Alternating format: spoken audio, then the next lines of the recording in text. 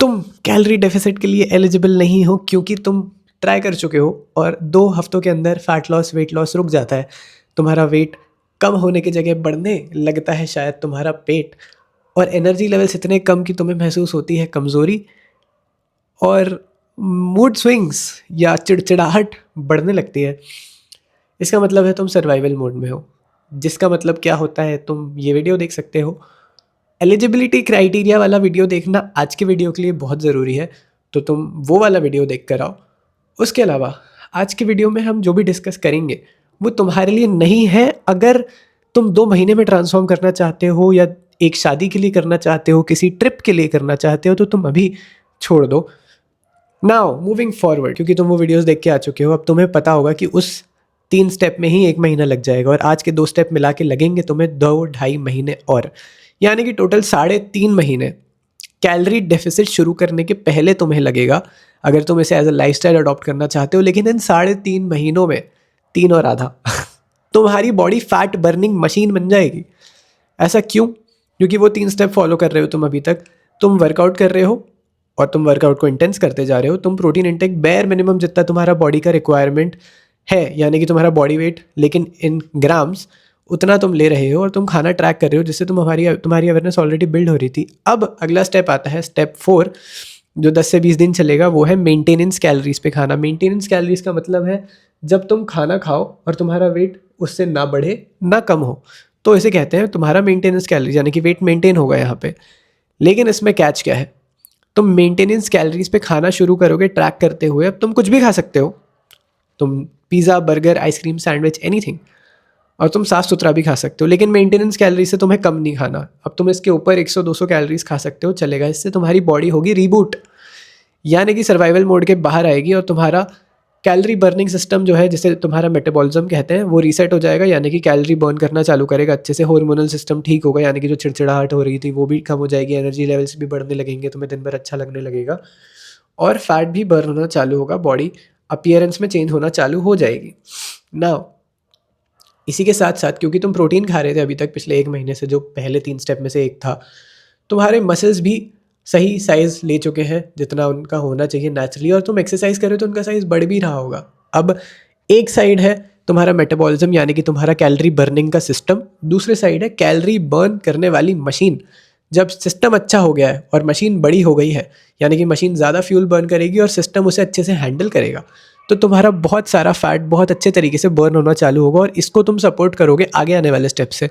यानी कि maintenance calories तुमने 20 दिन तक खाई, अगले 20 से 30 दिन तक तुम्हें 3 चीज़ें करनी है, वो है रिप्लेसमेंट।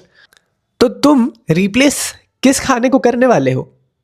ऑब्वियसली मेंटेनेंस खाओगे, खाना कम नहीं करना है, तुम्हें रिप्लेस करना है, और वो खाना होगा खराब खाना, जिसे तुम जंक फूड कह सकते हो, जो ज़्यादा शरीर के लिए ज़रूरी नहीं है। ऐसा कहते हैं खाना कभी खराब नहीं होता है, मुझे माफ़ करना ओ साई राम। तो इसे 3 कैटेगरी में डिवाइड करते हैं। पहला है पैकेट फूड आइटम्स, जो पैकेट से आते हैं, बिस्किट्स हो गई, आइसक्रीम्स हो गई, नूडल्स वूडल्स हो गई, ये सारी चीज़ें। दूसरा होता है refined items, refined flour, refined oils, and एक और चीज़ रिफाइंड होती है लेकिन वो थर्ड चैलेंज में होगी, विच इज़ रिफाइंड शुगर्स। अब हर तीनों कैटेगरी को 10 से 20 दिन का टाइम देंगे हम। पहली कैटेगरी है packaged item, pizza, burger, noodle, biscuit, ice creams. तो अब तुम इसे 100% रिप्लेस नहीं करोगे, मैं बताता हूँ रिप्लेस कैसे करोगे। पहले ऑब्वियसली खाना कम भी नहीं करना है, मेंटेनेंस कैलोरीज भी आना चाहिए, तो तुम ट्रैक करके देखोगे तुम्हारा हर दिन का टोटल तुम्हारे मेंटेनेंस कैलोरीज जितना आ रहा हो। नाउ तुम चेंज या रिप्लेस कैसे करोगे? पहले पैकेज आइटम पे जाते हैं। ओके, पहले दिन तुमने जंक खाया, तुमने जो चाहे वो खा लिया और मेंटेनेंस कैलोरीज हिट करने की कोशिश करी। दूसरे दिन तुम्हारा टारगेट हुआ कि तुम एकदम साफ सुथरा खाना खाओ, घर का खाना खाओ, क्लीन खाना खाओ, फ्रूट्स, ड्राई फ्रूट्स, ये सारी चीज़ें खाओ और मेंटेनेंस कैलोरीज हिट करने की कोशिश करो। अगले दिन लाइक थर्ड डे पर तुम फिर से जंक फूड खाओगे, या जो भी तुम्हें खाना है वो खा के मेंटेनेंस अचीव करोगे, लेकिन उसके बाद 2 दिन तक तुम्हें क्लीन खा के मेंटेनेंस अचीव करने की कोशिश करनी है। फिर अगले दिन अगेन तुम्हें जो खाना है तुम खा सकते हो, फिर उसके बाद 3 दिन तक तुम्हें क्लीन खाना खा के मेंटेनेंस अचीव करनी है। अब ऐसे दिन बढ़ते जाएंगे और जैसे जैसे 1 हफ्ते से ज़्यादा तुमने मेंटेनेंस क्लीन खाना खा के खा लिया, 3-4 चीज़ें होंगी। पहली चीज़, तुम्हारा अवेयरनेस बिल्ड हो जाएगा कि भाई किस खाने में, होल फूड्स में कितनी कैलोरीज होती है, whole foods versus junk food या नॉट इम्पॉर्टेंट फूड खा के तुम्हारी बॉडी कैसे रिस्पॉन्ड करती है। न्यूट्रिशन प्रोफाइल जंक फूड की अच्छी है या होल फूड्स की अच्छी है, वैसे तो पता ही है होल फूड्स की अच्छी होती है, बट खाने के साथ रिलेशनशिप अच्छे से बिल्ड होगा तुम्हारा। तुम गिल्ट नहीं लोगे इस चीज़ का कि तुम ये खा रहे हो और ऐसा खा रहे हो। तुम एक पैटर्न्स सीखोगे अपने, तुम्हारी अवेयरनेस अपनी आदतों के साथ अच्छी खासी बिल्ड हो जाएगी, तुम्हारा खाने से रिलेशनशिप बिल्ड हो जाएगा। एंड अगला स्टेप होगा रिफाइंड। अब तुम जंक फूड को एलिमिनेट करने के लिए रेडी हो, तुम्हें खाना कम नहीं करना है, तुम्हें जंक फूड एलिमिनेट करना है। दूसरे स्टेप में तुम्हें रिफाइंड फ्लावर, रिफाइंड ऑयल को स्विच करना है घी या होल फ्लावर्स जैसे आटा, जैसे कि मिलेट्स वाले फ्लावर्स का यूज़ करके, एंड उससे तुम ऑयली खाना बनाओ भाई, बढ़िया, कोई दिक्कत नहीं है। एक दिन फुल ऑयली खाना बनाओ, लेकिन घर पे बनाओ या घर का बनवाओ।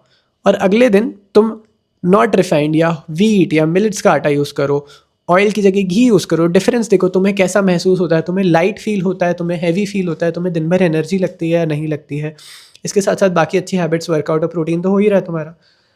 तो इससे भी तुम्हें अवेयरनेस बिल्ड होगी कि तुम्हारा कौन सा ऑयल या फ्लावर सूट हो रहा है। जैसे कोल्ड प्रेस कोकोनट ऑयल्स, सरसों का तेल भी तुम यूज़ कर सकते हो। घी बहुत अच्छी चीज़ होती है, बहुत ज़्यादा अच्छी न्यूट्रिएंट प्रोफाइल उसकी होती है। खैर, आगे आते हैं हम। नेक्स्ट चीज़, अगले 10-20 दिन तक अगेन तुम्हें यही करना है कि एक दिन रिफाइंड, एक दिन क्लीन, एक दिन रिफाइंड, 2 दिन क्लीन, या healthy. Refined is also not bad, घर पे बना रहे तो इट्स स्टिल हेल्दियर देन बाहर का खाना, दो इट्स स्टिल अनहेल्दी। बट अगले स्टेप पे आते हैं विच इज़ शुगर्स। अब तुम्हें शुगर एलिमिनेट कर देनी है 21 डेज तक। It's a challenge. इसके बाद तुम चाहो तो 10 स्कूप आइसक्रीम खाओ, 10 चम्मच शक्कर ऐसी खा जाओ, कोई दिक्कत नहीं है। इससे बेनिफिट ये होगा कि जो शुगर्स हैं तुम्हारी बॉडी में, शुगर टॉलरेंस कम हो जाएगी, या तुम्हारी टंग पे शुगर टॉलरेंस कम हो जाएगी। जहाँ तुम्हें 2 टेबलस्पून शुगर लगा करती थी ये फील करने के लिए कि अब मैंने कुछ मीठा खाया, और तुम्हारी टंग जो है या तुम्हारे टेस्ट बड्स जो है वो सेटिस्फाई हो जाते थे, वहीं पे 21 दिन के बाद, क्योंकि तुम्हें इतने दिन तक नहीं मिला, तुम्हारा डिटॉक्स हो जाएगा एक तरह से, शुगर डिटॉक्स इन जेनजी की भाषा में कहूँ तो। और तुम्हें 2 चम्मच की जगह आधा चम्मच, 2 चम्मच की जगह आधा चम्मच शुगर में ही उतनी सेटिस्फैक्शन मिलने लगेगी। खैर, इसके बाद जब तुम शुगर खाना चालू करोगे, तुम्हारा टॉलरेंस इतना कम होगा कि तुम्हें ज़रूरत नहीं पड़ेगी, तुम्हें नेचुरल चीज़ें ज़्यादा मीठी लगने लगेगी। जैसे बिना शक्कर का दूध मीठा लगने लग गया था मुझे जब मैंने ये पर्सनली किया था। केले मुझे टेस्टलेस लगते थे जब मैंने ये चैलेंज शुरू किया था, उसके बाद से one of the sweetest things में आने लग गए। तो you should try this challenge. और 10-20 दिन प्लस 21 डेज, ईजिली 1.5-2 मंथ्स के आसपास तुम आ जाओगे। And combined with first 3 steps, ये हो गया 3 महीने। इन 3 महीने में तुम्हारा वर्कआउट भी चल रहा है, तुम्हारा प्रोटीन इंटेक भी अच्छा चल रहा है, तुमने मेंटेनेंस कैलोरीज पे खाना शुरू कर दिया है, विच मीन्स तुम्हारी बॉडी 100% रीसेट हो चुकी है, बॉडी बाहर आ गई है सर्वाइवल मोड की, जो मैं पहले बता चुका हूँ तुमको। नाउ हम आते हैं अगले स्टेप पे, जहाँ पे कैलोरी डेफिसिट शुरू कर सकते हैं। लेकिन आई गेस वीडियो बहुत लंबा हो चुका है, तो मैं तुम्हें अगले वीडियो में मिलूंगा। आई होप मैंने कोई एक अच्छा पैटर्न तुम्हें बताया होगा, मैंने थोड़ी सी वैल्यू ऐड करी होगी। अगर थोड़ी भी वैल्यू ऐड करी हो तो प्लीज़ कमेंट्स में थम्स अप दिखा सकते हो या फीडबैक अपना दे सकते हो। और मैं तुम्हें मिलूंगा अगले वीडियो में कैलोरी डेफिसिट कैसे शुरू करना है उसके स्टेप 1 के साथ। तब तक के लिए अपना ध्यान रखो। I see you in the next one. Okay, bye.